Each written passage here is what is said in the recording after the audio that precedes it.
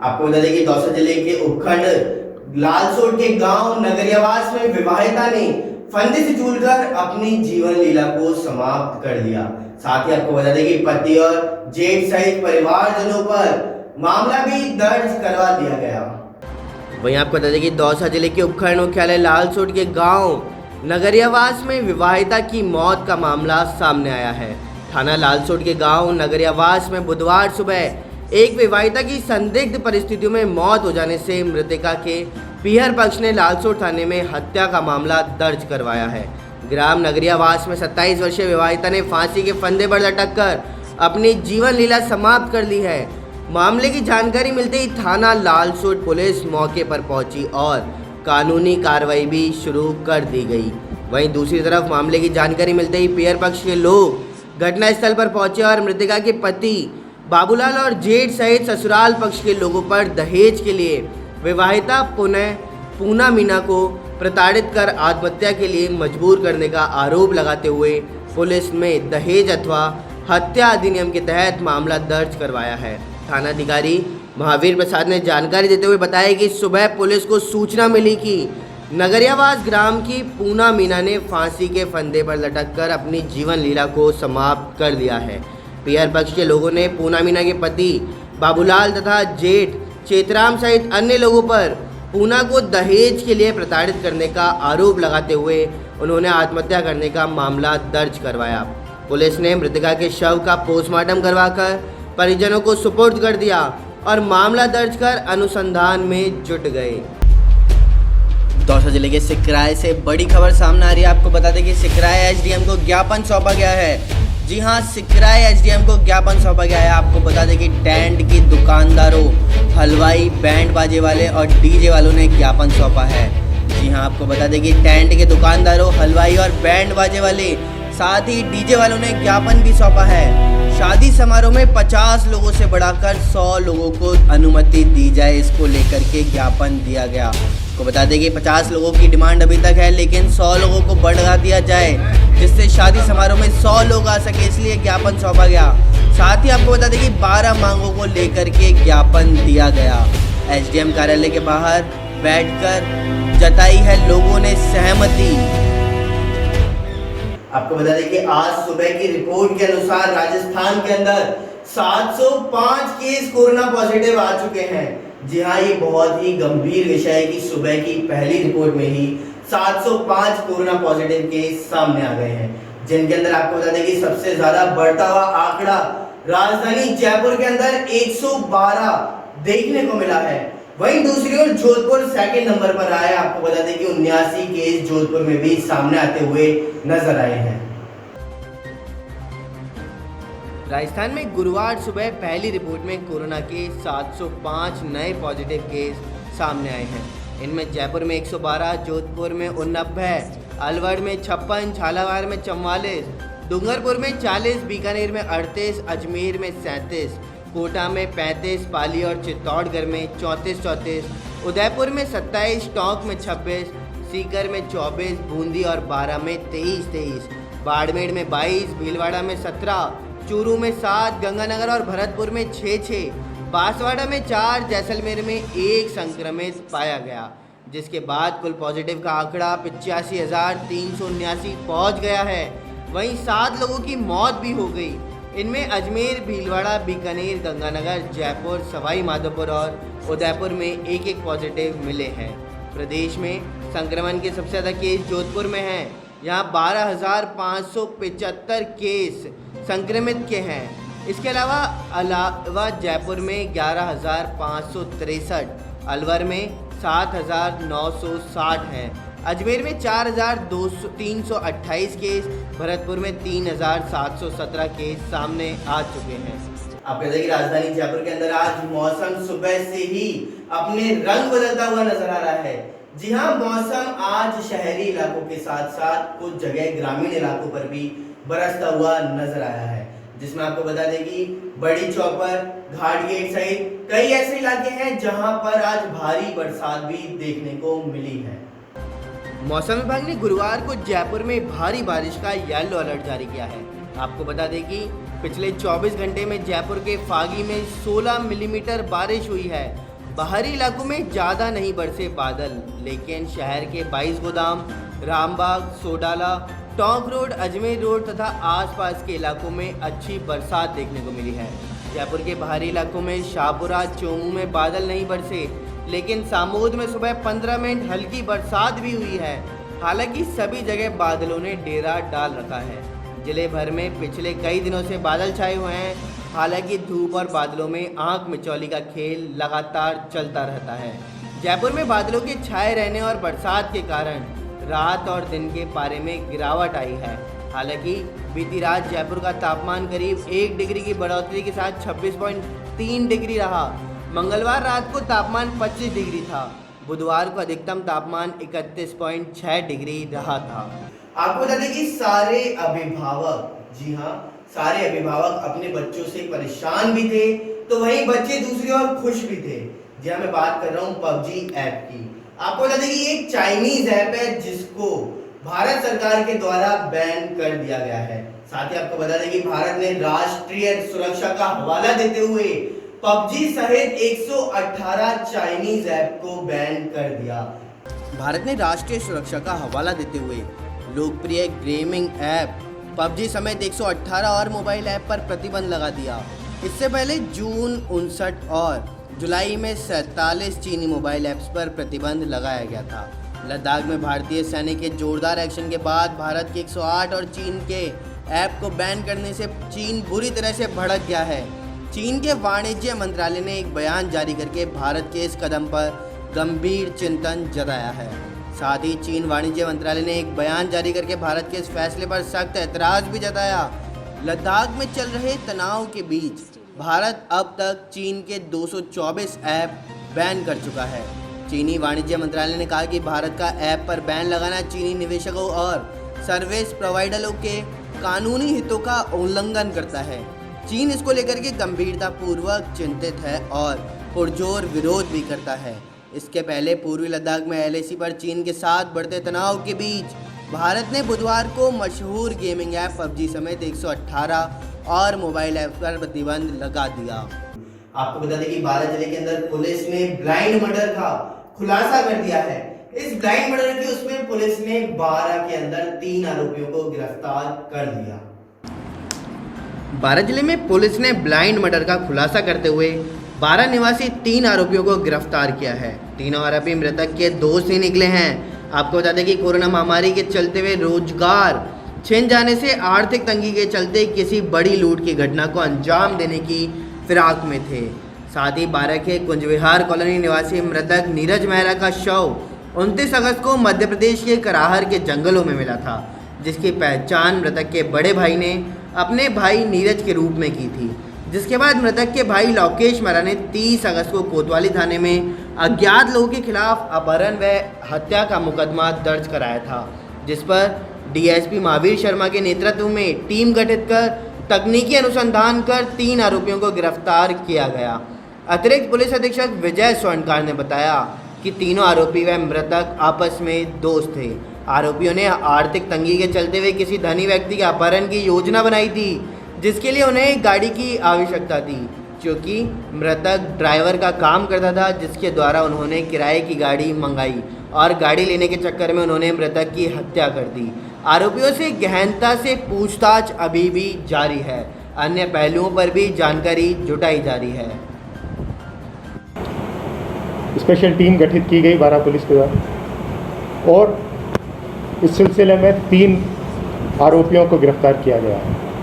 3 आरोपियों में विनोद ओझा निवासी बारां, विष्णु गौतम और लीलाधर मेघवाल, तीनों बारां शहर के ही निवासी हैं और इनका मृतक से किसी न किसी रूप में पड़ोसी के नाते या दोस्त के नाते परिचय रहा था।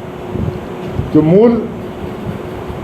मोटिव था इनका आरोपियों का वो ये था कि ये किसी अपहरण की वारदात को अंजाम देने की फिराक में थे। आपको बता दें कि राजधानी जयपुर के अंदर जब मेट्रो स्टार्ट हुई थी तो 9 किलोमीटर के बीच मानसरोवर से चांदपोल तक चलने वाली मेट्रो को मात्र 4 साल 3 महीने में शुरू कर दिया गया था। लेकिन वहीं दूसरी ओर आपको बता दें कि चांदपोल से बड़ी चौपड़ तक चलने वाली मेट्रो को 6 साल 11 महीने हो गए लेकिन वो मेट्रो अभी तक चालू नहीं हो पाई। आखिर क्या कारण है जिस वजह से मेट्रो को शुरू नहीं किया गया? आइए एक नजर डालते हैं खास रिपोर्ट की ओर। आपको बता दें कि राजधानी जयपुर के अंदर पहले 5 महीने लॉकडाउन ने कोरोना इफेक्ट के कारण चांदपोल से बड़ी चौपर के बीच मेट्रो संचालन को रोका, लेकिन अब फीता कटने के इंतजार में 7 सितंबर से भी नहीं चलेगी 9 किलोमीटर के बीच मानसरोवर से चांदपोल के बीच चलने वाली मेट्रो 4 साल 3 माह में शुरू हो गई थी। वहीं 2.1 किलोमीटर में बनी चांदपोल से बड़ी चौपर के बीच मेट्रो 6 साल 11 महीने में भी शुरू नहीं हो पाई। मार्च में शुरू होने वाली मेट्रो के संचालन को पहले तो लॉकडाउन ने 5 महीने लेट कर दिया। अब 7 सितंबर से केंद्र सरकार ने मेट्रो संचालन की अनुमति तो दी, लेकिन फीता काटकर वाहवाही लूटने के चक्कर में नहीं चल पाएगी। यह स्थिति तो तब है जबकि वेस्टर्न रेलवे के चीफ कमिश्नर फॉर सेफ्टी मार्च के प्रथम सप्ताह में ही चांदपोल से बड़ी चौपड़ के बीच मेट्रो संचालन को हरी झंडी दे चुके हैं। इस दूरी में सफ़र करने में यात्रियों को मात्र 6 मिनट लगेंगे। मेट्रो बोर्ड बैठक में मानसरोवर से बड़ी चौपड़ के बीच चलने वाली मेट्रो का किराया तय कर दिया है। आपको बता दूं कि उत्तर प्रदेश के संभल में पुलिस की बड़ी कार्रवाई देखने को मिली है। पुलिस ने धरपकड़ अभियान चला करके नकली दूध बनाने वाली फैक्ट्री का खुलासा करके उन्हें गिरफ्तार कर लिया। उत्तर प्रदेश के संभल के ग्राम जेरोई हयात नगर गेदन लाल की डेयरी से अवैध सिंथेटिक दूध बनाते हुए अभियुक्त सचिन को गिरफ्तार किया गया। अभियुक्त का एक साथी मौके से फरार होने में कामयाब भी रहा। सचिन ने पूछताछ में बताया कि मेरे पिता काफी समय से डेयरी का काम करते हैं। लॉकडाउन के समय से आवश्यक वस्तु दूध इत्यादि की चेकिंग का काम करते थे, जिसके कारण लॉकडाउन के समय से मेरे पिता और मैं मिलकर डिमांड के अनुसार केमिकल क्वालिटी के refined Dalda oil, urea, glucose, detergent powder का उपयोग कर घर बनाते हैं। नकली दूध बनाते थे जिसको दुकानदारों में बेच दिया करते थे, जिससे काफी मुनाफा भी मिलता था। जिसमें एक आरोपी सचिन को गिरफ्तार कर जेल भेज दिया गया है, जिसने गेंदन लाल पुलिस की पकड़ से अभी बाहर है। जनपद संभल में अपराध एवं अपराधियों के विरुद्ध लगातार अभियान चलाया जा रहा है। इसी क्रम में कल थानाध्यक्ष भजोई को सूचना मिली थी कि ग्राम जयरई में कुछ लोग सिंथेटिक दूध बना रहे हैं और उसको बना करके लगातार सप्लाई क्षेत्र में सप्लाई करते हैं। इसी क्रम में वहां दबिश दी गई और वहां से भारी मात्रा में सिंथेटिक दूध बनाने का सामान, जिसमें यूरिया और glucose, refined oil, Dalda, washing powder, detergent powder, ये सारी चीजें वहां मिली। उसके साथ 120 लीटर बना हुआ सिंथेटिक दूध और 40-40 लीटर के 3 can, palm oil, chemical oil और घी जैसा तरल पदार्थ। इसमें इसकी जो डेंसिटी चेक करने का एक पिपेट होता है वो भी मिला है, जिससे ये लोग फैट जो दूध में होता है उसकी डेंसिटी को बना देते थे और इक्वल उसके कर देते थे। उसका जो वैल्यू होता था इक्वल दूध के, जो रेगुलर दूध है उसके बराबर ये सिंथेटिक दूध को कर देते थे और उसके बाद उसको मार्केट में सप्लाई करते थे, लोकल वेंडर्स पे सप्लाई करते थे, चाय की दुकानों पे सप्लाई करते थे और विभिन्न प्लांटों में भी सप्लाई कर रहे थे। इस तरीके से लगातार ये लोग सिंथेटिक दूध बना करके मार्केट में सप्लाई करते थे, जिससे जीवन की हानि होती थी। उसमें केमिकल पदार्थ की वजह से उसका लगातार नुकसान हो रहा था। अभी ये एक व्यक्ति इसमें सचिन गिरफ्तार हुआ है। इसमें एक व्यक्ति गेंदालाल जो है वो मौके से फरार हो गया था और अभी उसकी गिरफ्तारी सुनिश्चित की जा रही है। इसमें और भी लोग और जहां जहां सप्लाई में लोग शामिल थे और कहां कहां सप्लाई हो रहा था उनके वो भी चिन्हित किया जा रहा है। मैनुअल इंटेलिजेंस और सर्विलांस की मदद से उन सभी को ट्रैक किया जा रहा है। जो भी इसमें संलिप्त है उन सभी के खिलाफ और प्रभावी कार्रवाई की जाएगी। हमारी तरफ से 15,000 रुपए टीम को इनाम के रूप में दिया गया। आपको बता दें कि राजधानी जयपुर के अंदर भागरोटा में व्यापारी से लूट और उसकी हत्या के मामले में पुलिस ने 2 आरोपियों को गिरफ्तार कर लिया। राजधानी जयपुर के अंदर भागरोटा थाना पुलिस ने व्यापारी के पसले के नीचे गोली मारकर लूट के मामले में 2 बदमाशों को बुधवार रात को गिरफ्तार किया है। पुलिस आरोपियों से पूछताछ कर रही है। पुलिस ने बताया कि गिरफ्तार आरोपी प्रेम यादव उर्फ जीतू, भंगोरा की ढाणी ढाणकिया बगरू और केवल कृष्ण शर्मा मूलतः श्री माधोपुर अजीतगढ़ सीकल हाल रोड नंबर 14 हरमाड़ा का रहने वाला है। घटनाक्रम के मुताबिक 28 अगस्त की रात करीब 7 बजे मुंडिया रामसर निवासी लादूराम शर्मा बगेश रोड स्थित अपनी किराना एंड जनरल स्टोर पर बैठा हुआ था। इसी दौरान अपाची बाइक पर दो बदमाश आए। एक बदमाश बाइक पर बैठा रहा जबकि दूसरा बदमाश उतरकर दुकान पर चढ़ गया।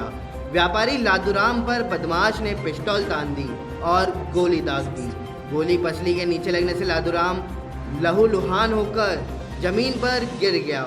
बदमाश गले में रखे रुपए व वहां दुकान में रखा नकदी भरा बैग लूट कर तेजी से बाइक से फरार हो गए।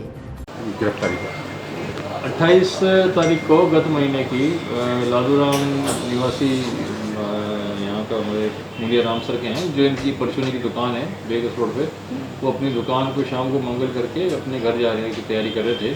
उसी समय मोटरसाइकिल सवार दो बदमाश आए, आकर उन्होंने उनका फायर किया। फायर करने के बाद रुपये का जो बैग था छीन के ले गए। फायर करने से गोली उनके पेट में लगी, जो उनके पेट से चीरती हुई निकल गई। घटना के बाद उन्हें पुलिस को सूचना मिली। मजरूर को तुरंत SMS अस्पताल पहुँचाया गया और पुलिस ने तत्काल जानकारी एकत्रित की अपराधियों के बारे में और हुलिया वगैरह सारा जानकारी करके पूरे ज़िले में गिरफ्तारी उनकी दस्तयाब करने के लिए प्रयास किया गया। नाकेबंदी कराई गई, तलाश कराई गई। पुलिस थाना भागरोटा में SHO दर्शन सिंह, ACP श्री राय सिंह और एडिशनल DC बजरंग सिंह के नेतृत्व में अपराधियों को पकड़ने के लिए और राजपाश करने के लिए टीम गठित की गई। इन्होंने दिन रात मेहनत करके और इस घटना का राजपाश किया और तफ्तीश से पाया गया कि स्थानीय प्रेम यादव, जो कि वहीं का उसी गांव का रहने वाला है, इसने सारी घटना की वारदात करने की योजना बनाई। इसने एक कृष्ण नाम के व्यक्ति को अपने साथ लिया और इन दोनों ने योजना बना करके दो अन्य सवाई माधोपुर रहने वाले दो अन्य बदमाशों कुलदीप और बलवीर को भी अपने साथ लिया और योजना बना करके लूट की योजना बनाई। इन चारों बदमाशों ने घटना को अंजाम दिया। इसमें मुख्य जो है ये मुंडिया राम सर का ही प्रेम यादव है, जिसने बाकी अपराधियों को अपने गैंग में शामिल करके ये घटना घटी और अभी इनको गिरफ्तार कर लिया। बलवीर और दूसरा जो अपराधी है कुलदीप, इन दोनों की गिरफ्तारी के प्रयास किए जा रहे हैं और अभी आज रिमांड लेके इनसे और पूछताछ करेंगे। हथियार और जो नकदी है उसकी बरामदगी का प्रयास किया जाएगा। इनके कोई बैकग्राउंड, कोई गंभीर अपराध का फहरिस्त हमारे पास अभी तक नहीं मिली है, फिर भी इनकी अन्य स्थानों से भी जांच की जा रही है। चोरी के कुछ मुकदमे जरूर है, लेकिन अभी रिकॉर्ड उनका सभी थानों से प्राप्त किया जाएगा। खासतौर से जो स्वयं मजदूर रहने वाले हैं कुलदीप के बारे में, तो सकता है और अपराध जो ये वारदात करी है और इसकी पूरी योजना बनाई गई है और योजनाबद्ध तरीके से ही इन्होंने योजना बना करके वारदात को अंजाम किया है। लूट की वारदात जो थी ये फरियादी ने अपना रिपोर्ट दिया, उसमें 30,000 रुपये की लूटाना हुआ। आपको बता दें कि धौलपुर जिले में बसैड़ी उपखंड के गांव नादनपुर में बैंक में प्रिंटर खराब होने की वजह से लोगों को काफी परेशानी का सामना करना पड़ रहा है। साथ ही आपको बता दें कि बैंक कर्मचारी भी इस ओर ध्यान नहीं दे रहे। बसेड़ी उपखंड के गांव नादनपुर में पंजाब नेशनल बैंक की शाखा में प्रिंटर खराब होने की वजह से लोग बैंक के चक्कर लगा कर परेशान हो गए हैं। लोगों का आरोप है कि बैंक में पासबुक की एंट्री करवाने बुधवार के अलावा किसी और दिन को जाते हैं तो बैंक के कर्मचारियों द्वारा कहा जाता है कि आप एंट्री कराने के लिए बुधवार को आएं। जब बुधवार को ग्रामीण एंट्री के लिए पहुंचते हैं तो बैंक के कर्मियों द्वारा उन्हें प्रिंटर खराब होने का हवाला दिया जाता है और लोग बैंक के चक्कर लगाकर रह जाते हैं। नादनपुर ग्रामीण रामकेश कुशवाहा ने कहा कि मैं पिछले 10-20 दिन से पासबुक एंट्री और खाते से आधार लिंक के लिए चक्कर लगा रहा हूँ, परंतु बैंक कर्मियों द्वारा प्रिंटर खराब बताते हुए बात कही जाती है और हम अपने खाते से संबंधित जानकारी नहीं ले पाते। वहीं सुनीता जाटव नयापुरा व सुनीता कंचनापुरा की लगभग 65 वर्षीय वृद्धा ने बताया कि मैं पिछले कई महीनों से बैंक के चक्कर लगा रही हूँ, परंतु मेरी बैंक में कोई नहीं सुनने रहा और ना ही बैंक पासबुक की एंट्री कर रहे हैं और बैंक में आधार लिंक जैसी समस्या से लोग परेशान हैं। खाते से आधार लिंक कराने के लिए बैंक जाते हैं तो उन्हें मना कर दिया जाता है और पूछने पर कहा जाता है कि यह प्रक्रिया नहीं चल रही। इससे लेकर उच्च अधिकारियों से मांग की है कि जल्द से जल्द बैंक कर्मियों की लापरवाही को दूर कर हमारी समस्याओं का समाधान कराया जाए और प्रिंटर को तुरंत सही कराएं ताकि लोगों की समस्याएं दूर हो सके। नाम मेरा रामकेश, गांव नादनपुर, तहसील बसेड़ी, जिला धौलपुर। मैं 10 दिन से बैंक में आकर एंट्री के बारे में चक्कर लगा रहा हूं। और बार बार ये लोग बोलते हैं कि मशीन खराब है, तो आधार कार्ड लिंक हो रहा है ना कुछ हो रहा है, इसमें कोई काम नहीं कर रहे हैं टाइम से। मैनेजर से कहा है? मैनेजर से मैंने कहा है तो मैंने बोला हमको नहीं पता है कब मशीन सही होगी या नहीं होगी। आधार लिंक का क्या मामला है? आधार लिंक नहीं कर रहे हैं, बोल रहे हैं कि अभी नहीं होंगे, अभी कोरोना के बाद में स्थिति चल रही है उसके बाद वो करेंगे। से आई हो आप? भैया मैं तो एंट्री करवाई, एंट्री ना है। क्या नाम है? सुनीता, गांव? नईपुरा। सर, नादनपुर में जो प्रिंटर को लेकर बहुत शिकायतें मिल रही हैं, इसके बारे में आपका क्या कहना है? ऐसा है, मतलब प्रिंटर को हम सुधरवाते हैं, लेकिन क्या है कि 2 दिन प्रिंटर चलता है फिर बाद में ख़राब हो जाता है। पासबुक ऐसी मतलब बिल्कुल बेकार आ रही हैं, टेढ़ी मेढ़ी करके तो कस्टमर लाता है पासबुकों को, और फिर स्टेपलर लगी हुई फटी हुई, तो उससे क्या प्रिंटर इतना कैपेसिटी तो है नहीं उसकी, तो वो ख़राब हो जाता है। 2-3 दिन चल पाता है बस। अब उसके प्रिंटर के बारे में हमने मेल कर दिया है और 1-2 दिन में मैकेनिक आएगा फिर उसको सही करा देंगे। लोगों का ये आरोप है कि बैंक में अनर्गल व्यक्तियों का जमावड़ा रहता है, इसके बारे में आप क्या कहें?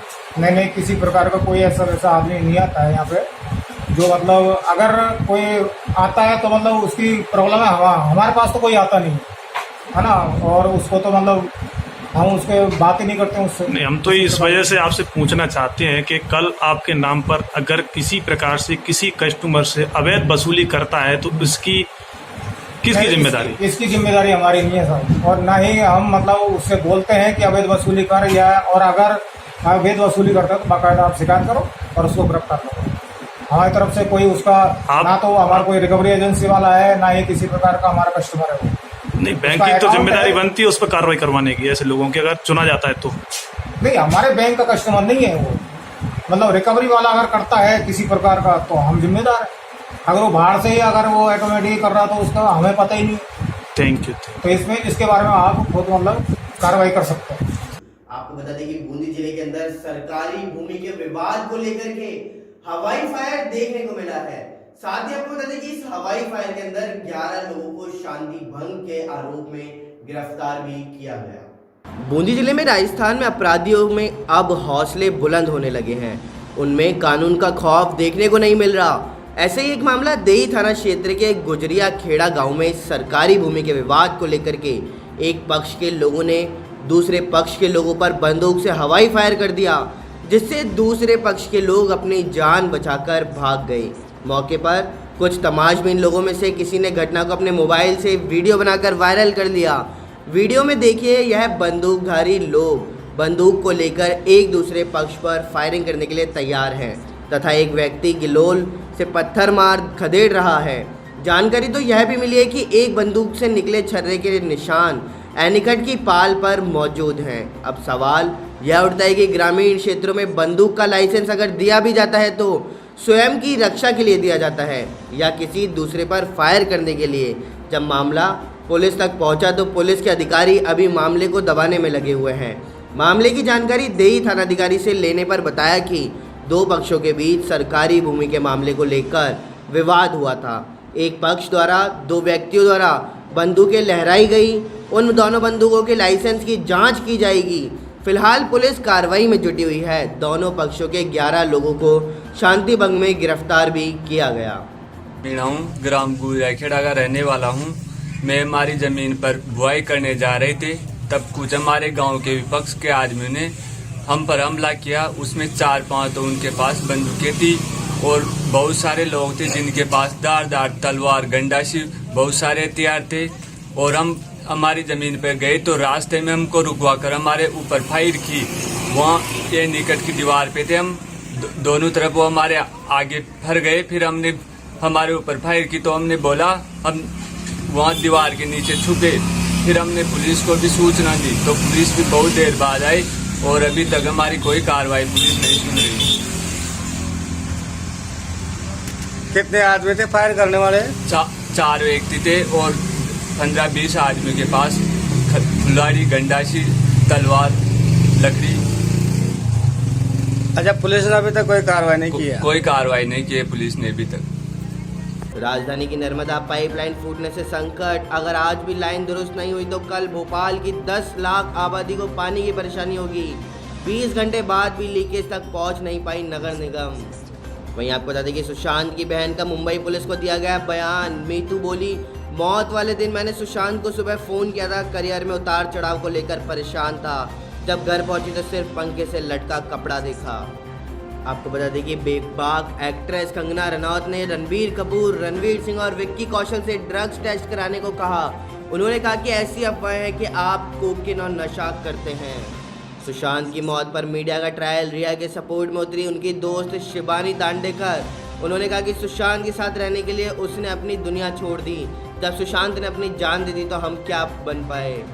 बूंदी जिले के अंदर सरकारी भूमि के विवाद पर हवाई फायरिंग हुई है। 11 लोग शांति भंग में गिरफ्तार भी किए गए। घटना का वीडियो वायरल हुआ।